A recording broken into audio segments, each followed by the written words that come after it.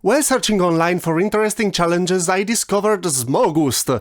Draw one dragon for each day of August. I knew I wouldn't be able to wait a full year before taking on this challenge, so I bought a new sketchbook, filled a Pinterest folders with inspiration, and started drawing. I decided to spend 1 hour on each dragon, that is still a lot of time, and in the end I spent 40 hours. So let's retrace my Smogust journey and let me know which one is your favorite. In the end of the video I will make my top 3, so write your top 3 in the comments. Before we start, I want you to remember that if you like science fiction, you can find my books on Amazon in ebook and paperback. You can find the links in the description. And don't forget to subscribe to the channel. Day 1. Ember. I wanted to start the column with a dragon cub, to symbolize the birth of this new project. And with Ember, the first thing that came to my mind was an egg hatching thanks to the heat of the embers. I tried to rotate the dragon by 3/4, but I didn't quite manage it. The legs are facing forward, the neck is correct, but the head is practically in profile. This combination leaves a feeling of disorientation. I also forgot to plan the flames well in advance, and they turned out more static than I would have liked. However, I like a lot the broken egg, the embers, and the tail twisted around itself with the texture of the scales.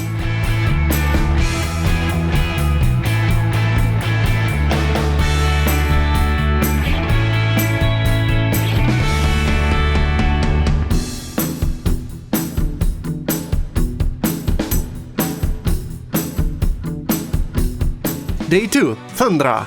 The initial plan was to draw a landscape with a river and maybe a little dragon hopping in the fields and drinking from the water, but after I started I realized I wouldn't have the room for any of that. So I decided that to keep the dragon harmless and connected to nature, I would draw a dragon feeding on tree bark.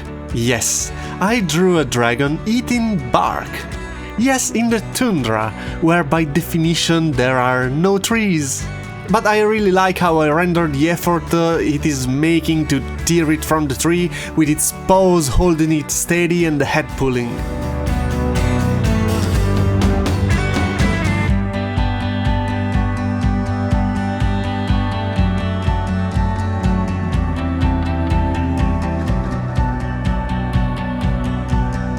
Day 3. Celestial. I remember having a perfect drawing among the references I saved, and I decided to draw an amphitheater, a winged dragon snake.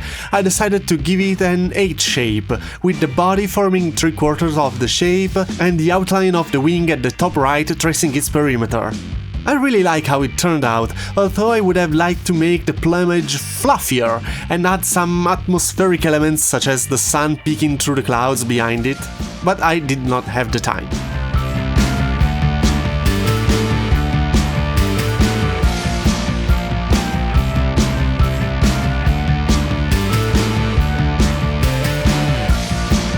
Day 4. Venom.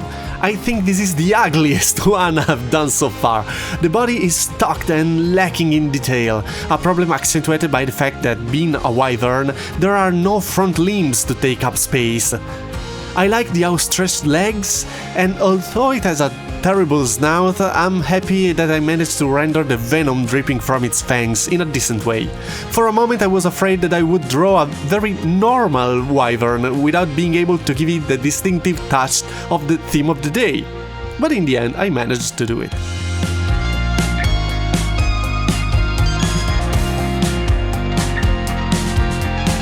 Day 5. Crystal. For the 5th drawing I decided to focus on the dragon's head and give it ample space to concentrate on the details.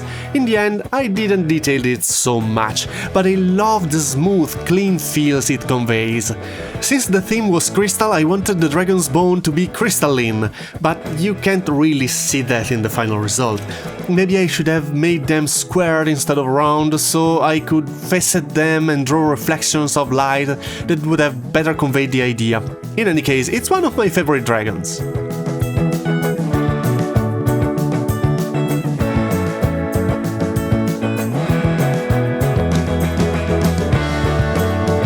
Day 6. Tempest. I didn't have time to draw a dragon soaring through the storm amid rain and lightning, so I decided to have it launch a gust attack. just like your average PG. And I must say that the tornado is perhaps my favorite thing about this drawing, along with the shading of the wing. The scale turned out much worse.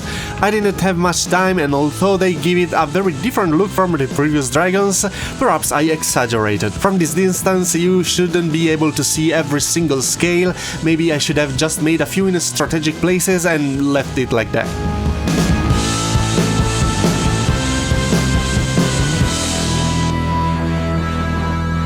Day 7. Grove.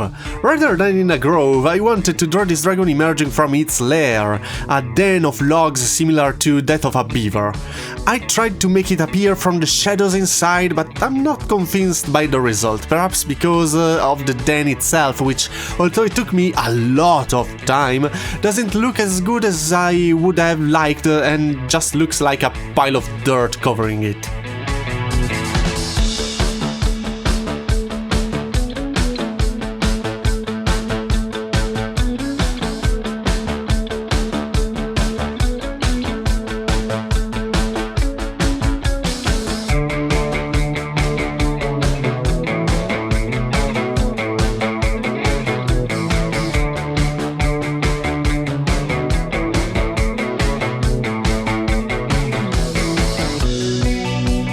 Day 8. Fossil. The choice was between drawing a dragon bone being discovered by a draconic paleontologist or drawing an entire skeleton, and in the end I thought, I have some good references for dragon skeletons, so why not draw a reconstruction from a natural history museum? This dragon has slightly crooked hips, but it was the drawing that took me the longest so far, and I like how I rendered the rope and the plaque, so all things considered, not bad. If the skeleton looks strange to you, let's blame the people that constructed the skeleton in the history museum. I hope they get fired for that.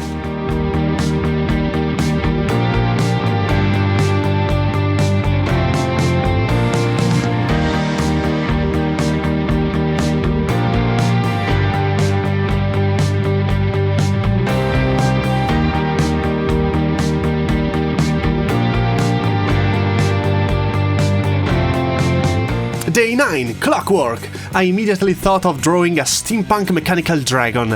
I had a good reference for these two, and I thought I'd make it a mechanical idol that acts as key to a portal. I also thought it could be worshipped by a crowd of cultists, like in Indiana Jones and the Temple of Doom. But an hour and a half already passed and I didn't have the time to draw the aforementioned crowd of cultists. Maybe next time you just imagine the cultist, come on.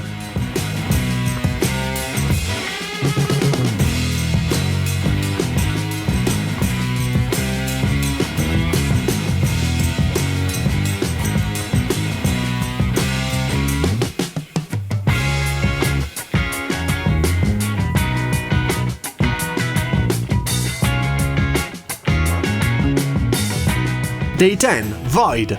I really like the concept, a void dragon struggling to keep a portal open to the plane of darkness with his claws, while trying to cross it to enter our world.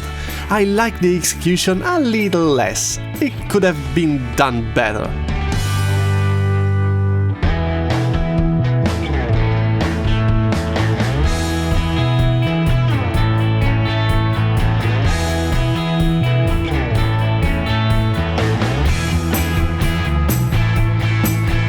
Day 11. Coral. Replacing the classical dragon crest with coral? It may not be the most original idea in the world when it comes to dragons and coral, but I decided to give it a try. I must say I really liked the result and the shading of the dragon's face, but I didn't have much time to do the scales, so they got worse and worse as I moved away from the head. Ultimately, though, it's one of my favorites so far.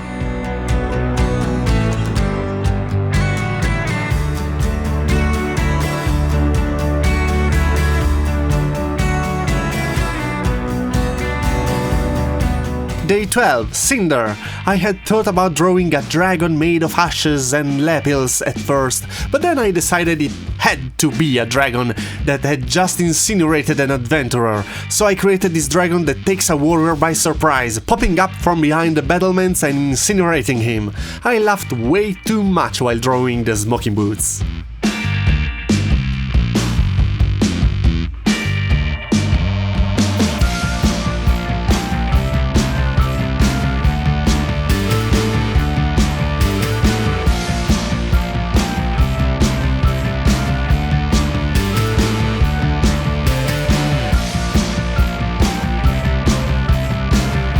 Day 13, Lunar. What could I draw? An ethereal dragon? A dragon riding a bicycle in the most famous scene from E.T.? No, much better, a dragon howling at the moon as if it was a wolf, perched on the top of the mountain. It turned out to be a very dark drawing, but it's nighttime, so I guess it's okay. I didn't have much time to add too many details to the dragon, but considering how much time I spent on the surrounding elements, I can't complain.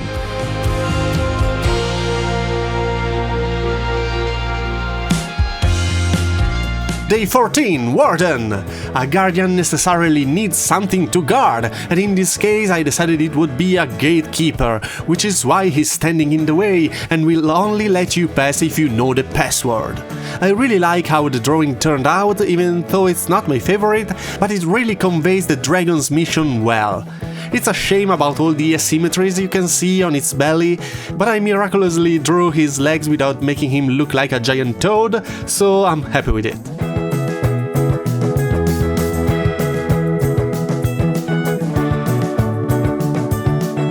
Day 15, Glacier.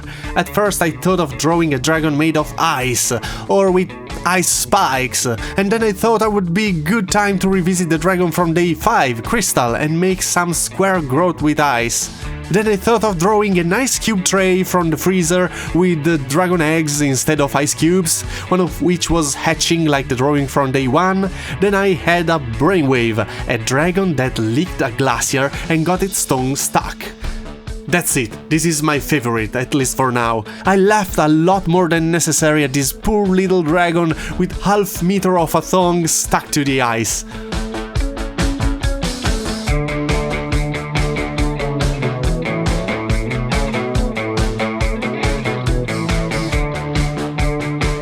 Day 16, Bloom. I had high expectations for this drawing. I wanted to mix a dragon with a flower and create something similar to a Dilophosaurus, but with an even more accentuated dichotomy of disturbing beauty. And, well, I really don't like the final result. It's one of the ugliest I've drawn so far. Day 17, Obsidian. I really liked Obsidian as a theme, and I wanted to draw a dragon with obsidian spikes, so I decided to minimize the fleshy part and focus on what looks like a real armor. I tried to make the surfaces that should be crystalline, faceted and reflective, but I didn't quite succeed. I don't think you can tell without knowing that it's supposed to be Obsidian Dragon. It looked like an Eva though, so Evangelion's fans will be happy with it.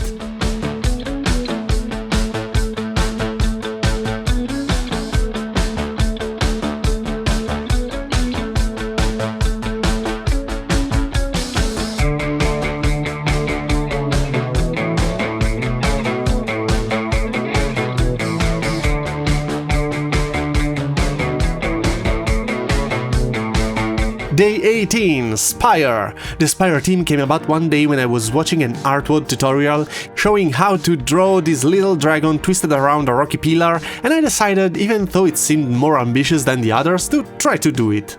In fact, it took me a long time, but I really like how it turned out, especially the upper part of the body, whether the coils themselves blend in a bit too much with the pillar.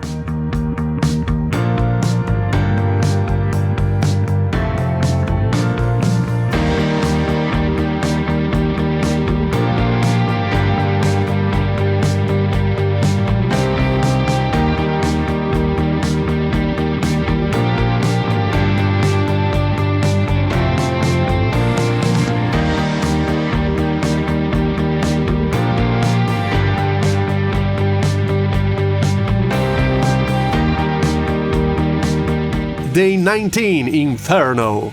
This was supposed to be a powerful dragon of fire and metal, a dragon that would make you tremble with fear just by looking at it, with goat horns and an imposing presence. I only managed to do half of it. As much as I like the horns, the fire coming out of its back, and the body that looks like it's made of metal bars, I find it a bit awkward in proportions, and the face is hard to make out.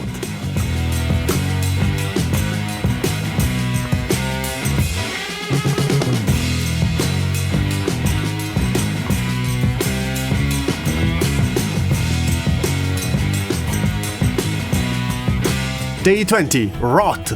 The first image that came to my mind was that of a Draco-Lich in a swamp, and I decided to stick with that, with white bones ghastling in the sun and rotten flesh hanging in the void.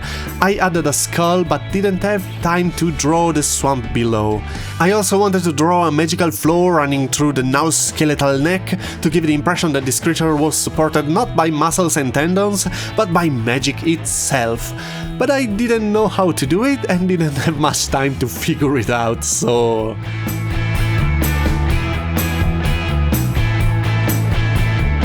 Day 21, Gale.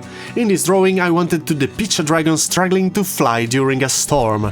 I didn't have much time and perhaps not even the skills to depict it among clouds and tornadoes, as I had initially planned. So I drew it on the ground, trying with all its might to take flight.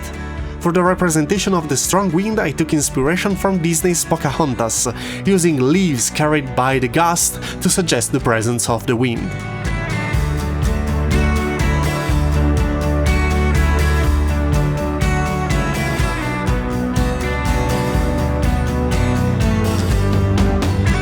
Day 22, Burrow. It took me a while to figure out what to do here, until I found a reference of a sleeping dragon cub, and I decided to put it on a soft pillow on top of a pillar. The idea was to have it sleeping in its lair, surrounded by its treasure. But, well, I didn't have time to draw the treasure, so we can blame the adventurers who came to rob a poor innocent dragon in its sleep. Stupid adventurers.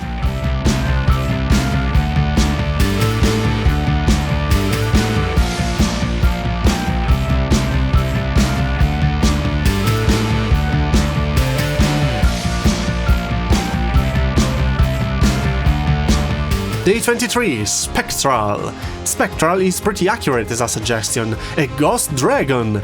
And it just occurred to me that I could have done something like Ghostbusters, maybe Dragon Busters. Oh well, I have to keep with this poorly drawn ghost dragon. I tried to render different degrees of transparency, but without a background it's hard to understand and it just looked like light on a physical object. This drawing is a bit of a fail. Day 24, Thorn. The concept of this dragon is similar to that of manticores in Dungeons & Dragons. It has giant thorns that it used to attack and can even throw them from a distance. I also wanted to draw it a little more bird-like than reptilian-like, just for a change. And it's one of the dragons that took me the longest to draw, perhaps because it has so many different shapes.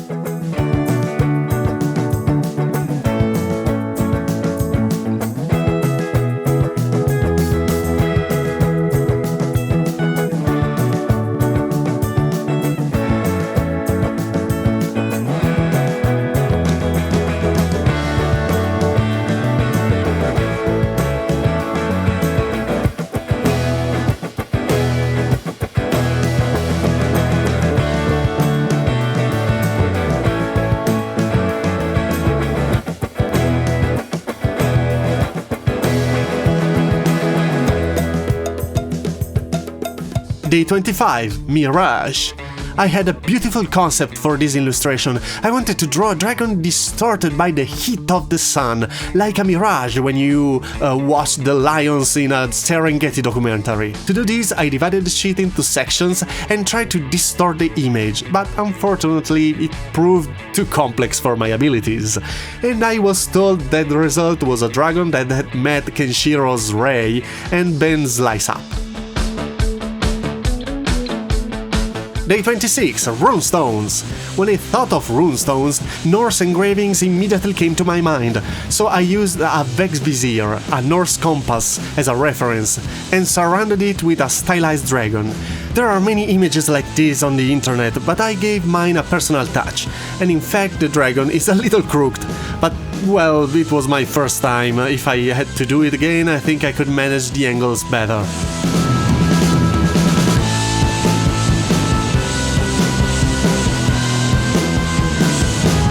Day 27, Molten.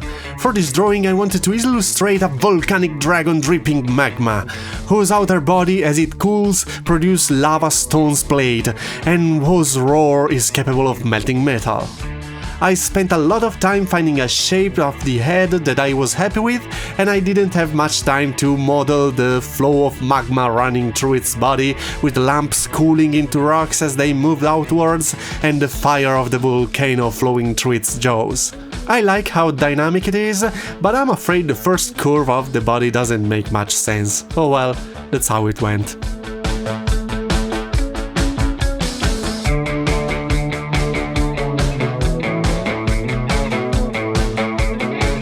Day 28, Shimmer. For this dragon I wanted to revisit the concept of the newly hatched cub, but a little more grown up than the one of the first day. This one is a few days old, but still carries the egg as if it were an armor, shining and sparkling. I found a reference for the head with a little squirrel on its snout and built everything else from there.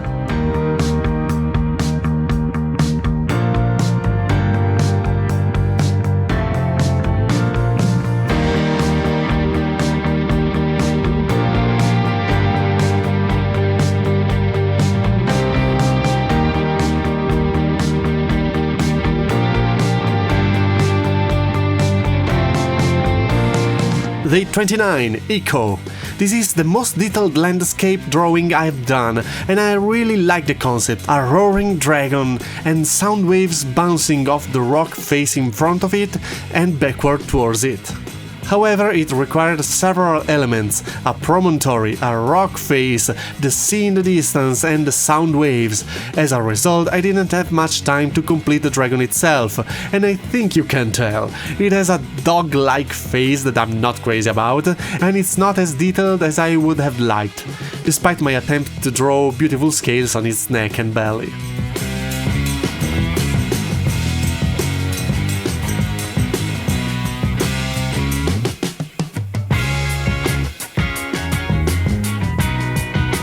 Day 30, Chasm.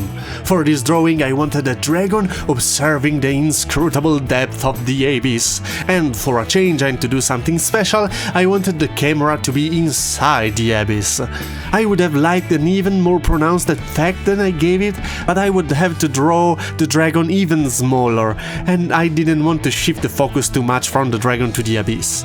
I spent a lot of time figuring out how to do the eyes, because I made the head very strange and flat, and I don't know how the time flew by and I didn't have much time to detail it much.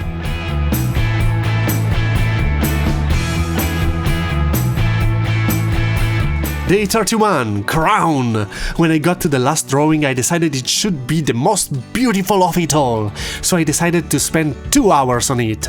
I spent between an hour and a half on the others, but this one was special, so I took my time. I decided to draw a Dragon King, but not a noble or authoritative dragon, more of a teenage king prone to outbursts of anger and rage. I took a reference for the dragon and one for the crown and put them together, and look at him, how he judges, all nervous and annoyed. Sam at the king's court is about to have a rough time.